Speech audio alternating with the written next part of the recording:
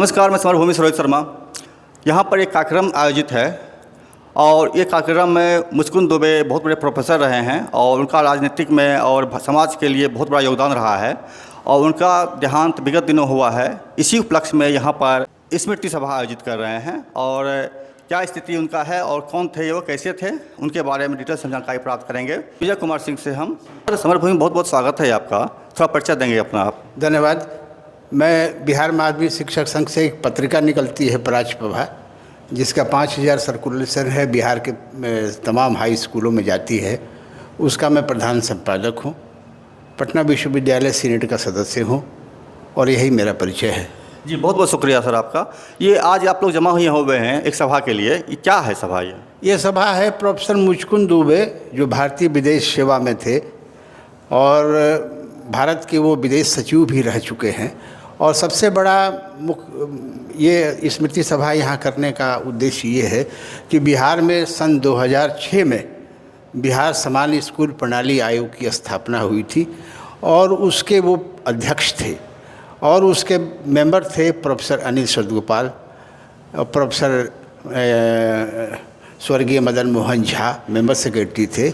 और 9 महीने में पहली बार वो नीतीश कुमार की जो सरकार है उसके पहले कार्यकाल में वो रिपोर्ट आई थी और वो रिपोर्ट 9 महीने के अंदर बिहार के बड़ा महत्वाकांक्षी रिपोर्ट थी। और उस रिपोर्ट से बिहार के लोगों को और ख़ास तौर पर कोठारी आयोग कमीशन की जो एक रिपोर्ट है जिसमें समान स्कूल प्रणाली और पड़ोस विद्यालय पद्धति की उसमें वकालत की गई है, उसी आधार पर बिहार ने पहली बार एक शुरुआत की थी कि बिहार में समान स्कूल प्रणाली आयोग का गठन हुआ था। और वो रिपोर्ट बहुत विस्तृत रिपोर्ट थी और उस रिपोर्ट में ये बताया गया था कि किस तरह से बिहार के सभी स्कूलों में, और जो चाहे वो कलेक्टर के बेटे हों, भंगी के बेटे हों, सभी एक ही स्कूल में अपने पड़ोस उनके पड़ोस में जो भी स्कूल होगा उस स्कूल में वो पढ़ेंगे और इससे एक तरह की समानता आएगी, ये परिकल्पना थी। और यह परिकल्पना कोठारी आयोग कमीशन की भी परिकल्पना थी और यह परिकल्पना यहाँ इसकी तो 1957 ये पहली बार मुचकुंद दुबे जी यहाँ आए और उन्होंने बहुत कम समय में और निर्धारित समय में 9 महीने में उन्होंने अपनी रिपोर्ट दे दी। और उस समय का आलम ये था कि बिहार की सरकार पहले कार्यकाल में बिहार की सरकार उसको होल्डिंग्स पर भी लिखाया करती थी कि बिहार में समान स्कूल प्रणाली आयोग का गठन हुआ। नीतीश कुमार की सरकार ना सर? नीतीश कुमार की सरकार। तो समान स्कूल प्रणाली आयोग की स्थापना हुई है, वो होल्डिंग लगा हुआ था। इसी बीच में कई घटनाएं घटी। पहली घटना ये हुई कि 2007 में जो उस समय के तत्कालीन शिक्षा सचिव थे स्वर्गीय मदन मोहन झा का निधन हो गया और उसके बाद से उसे डाइल्यूट कर दिया गया एक तरह से। और वह रिपोर्ट जो है बिहार विधानमंडल में जाना था और वो बिहार विधानमंडल में नहीं गई रिपोर्ट। और वह रिपोर्ट वो अलमारियों में और SCRT के कई सरकारी दफ्तरों में वो ज्यों को त्यों पड़ी हुई है और एक महत्वपूर्ण था। और ये बिहार के लिए और ख़ास तौर पर चूँकि मुचकुंद दुबे बिहार और झारखंड जब संयुक्त था वहाँ जसीडीह के गोड्डा के रहने वाले थे और पटना विश्वविद्यालय से उन्होंने अर्थशास्त्र में MA किया था और बहुत गरीबी के साथ उन्होंने पढ़ाई लिखाई की थी। उसकी कई कहानियाँ हैं और बाद में 1957 में पहली बार भारतीय विदेश सेवा में वो चयनित हुए थे। थोड़ा सा रोकेंगे हम।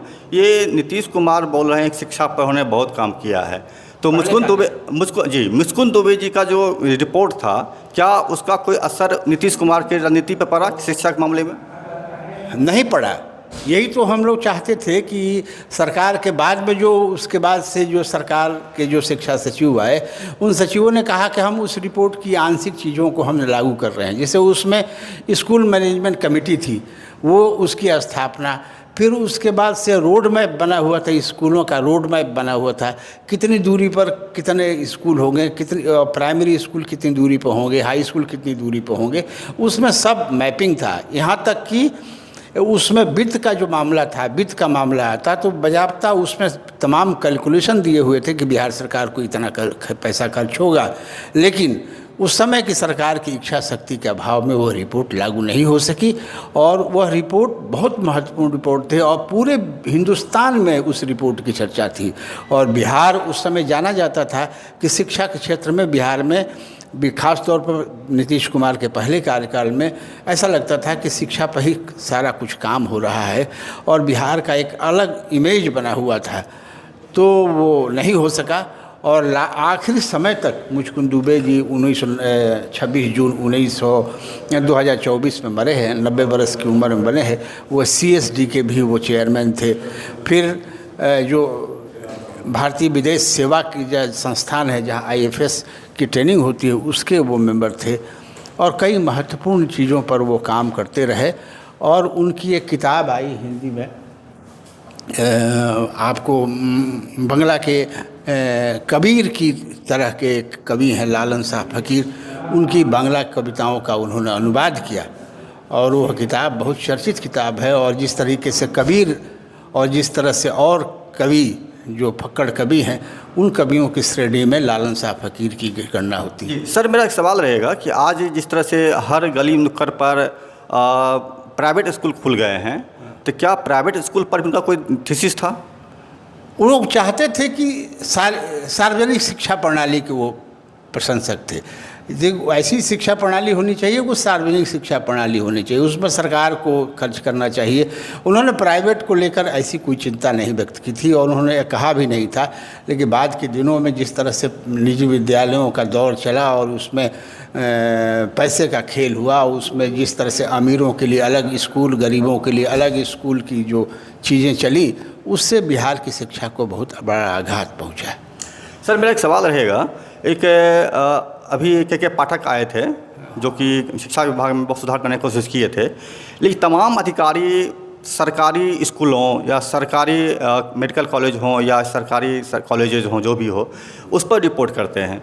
सर, ये क्या कारण है कि निजी स्कूलों पर कोई जांच पड़ताल कभी नहीं हुआ है, कभी भी नहीं हुआ है? क्या हम लोग की ये मांग रही है कि आप जिस गुणवत्ता की चर्चा आप सरकारी विद्यालयों कर रहे हैं, जहाँ कोई इंफ्रास्ट्रक्चर नहीं है, जहाँ आधारभूत संरचनाएँ हैं नहीं है, जहाँ शौचालय नहीं है, जहाँ पीने का पानी नहीं है, जहाँ खेलने के लिए मैदान नहीं है, जहाँ बच्चे जो आते हैं फर्स्ट लर्नर जनरेशन के बच्चे आते हैं, उनके लिए कोई सुविधा नहीं, और जो निजी विद्यालय हैं, और ये इसकी पड़ताल होनी चाहिए। हम तो मांग करते हैं इसकी पड़ताल होनी चाहिए कि निजी विद्यालयों की जो गुणवत्ता है उसको मापा जाना चाहिए, और बनिस्पत की जो सरकारी स्कूल में जो बच्चे पढ़ रहे हैं तो उनकी गुणवत्ता मापी जानी चाहिए, और ये बहुत ज़रूरी काम है और ये होना चाहिए।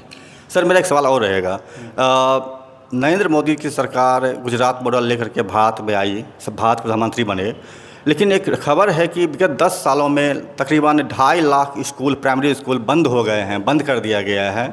अभी जो बड़े बड़े एग्ज़ाम हो रहे हैं, नीट का हो, UPSC का हो, ये जो भी है, ये पेपर लीक आउट हो रहे हैं। जो पैसे वाले हैं वो आगे बढ़ रहे हैं, जो बिना पैसे वाले हैं वो पीछे छूट जा रहे हैं। इन तमाम चीज़ों को आप किस रूप में देख पा रहे हैं? ये इसमें है ना कि देखिए, कुछ सरकार ने कहा कि हम मर्ज कर रहे हैं विद्यालयों को।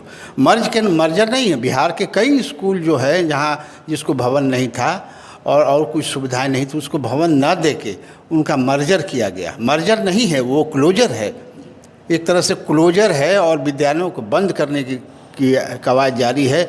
और PPP पब्लिक प्राइवेट पार्टनरशिप के तहत जैसे अजीम प्रेम जी और दूसरी जो बड़ी निजी संस्थाएं हैं, उनको स्कूलों को दिया जा रहा है कि आप स्कूल चलाइए, और उसमें क्या कह रहा है कि आप अपनी संपत्ति दीजिए और हम स्कूल खोलेंगे, चलाएंगे। इस तरह का की जो प्लानिंग है, और इसीलिए आज देखिए कि शिक्षा के आपको कोठारी आयोग की रिपोर्ट में कहा गया था कि बजट का 6% GDP का खर्च होना चाहिए, वो आज 2 से 2.5% पर है।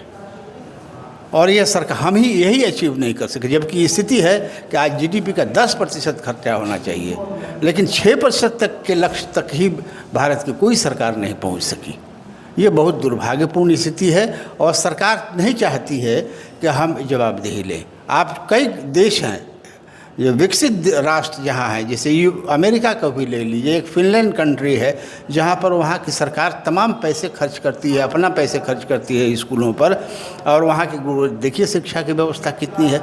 और इतना ही नहीं, अमेरिका में भी कई ऐसे वहाँ कोई निजी विद्यालय नहीं है, वहाँ जो विद्यालय है सरकारी है। तो इस तरह की जो सोच बनी है बिहार में, भारतवर्ष में, ये खतरनाक है। और ये नई शिक्षा नीति 2020 जो आई है वो और ज़्यादा खतरनाक है। उसमें कई चीज़ें गड्ढमड तरीके से रखी गई हैं।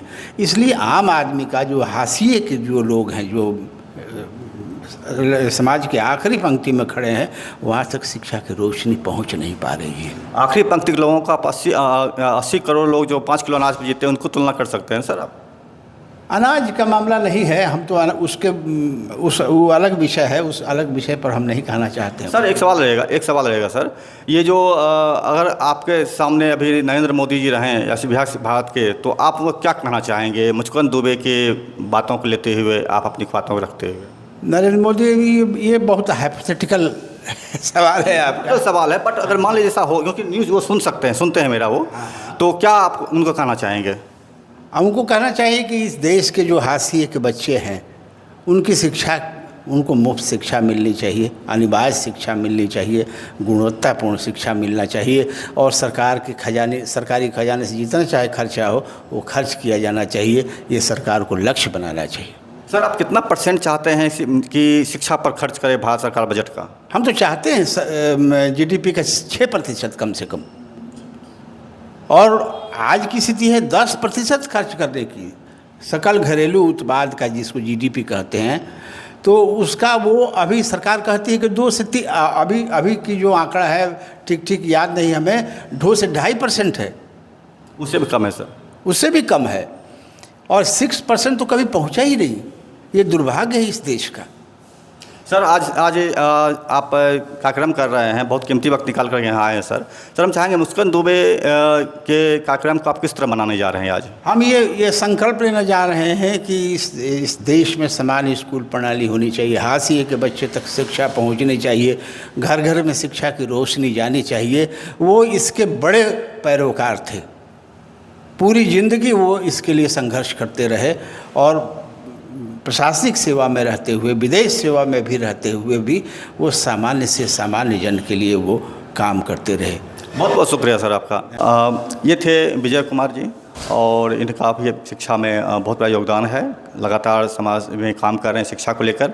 और मुस्कुन दुबे जो इसकी समान शिक्षा प्रणाली के लेकर काम करते रहे हैं, उनकी बहुत सारी बातों को बिहार सरकार मानी भी नहीं, कुछ चीज़ों को आंशिक तौर पर लागू किया है। बहरहाल यह एक बहुत बड़ी चीज़ है जो इन्होंने बताया है कि भारत में शिक्षा व्यवस्था निजी और सरकारी तंत्र में किस तरह से मिट्टी पलीद इसकी हो रही है, और इसको सुधारने की दिशा में सबसे बड़ा कदम ये उठाना चाहिए कि शिक्षा का बजट जो है वो 6% किया जाए। ये इनका स्पष्ट कहना था। इसके साथ ही हम विदा लेते हैं आपसे। मैं रोहित शर्मा, समरभूमि से। चैनल लाइक कीजिए, सब्सक्राइब कीजिए, शेयर कीजिए और यथासंभव मदद देने का भी प्रयास कीजिए। नमस्कार।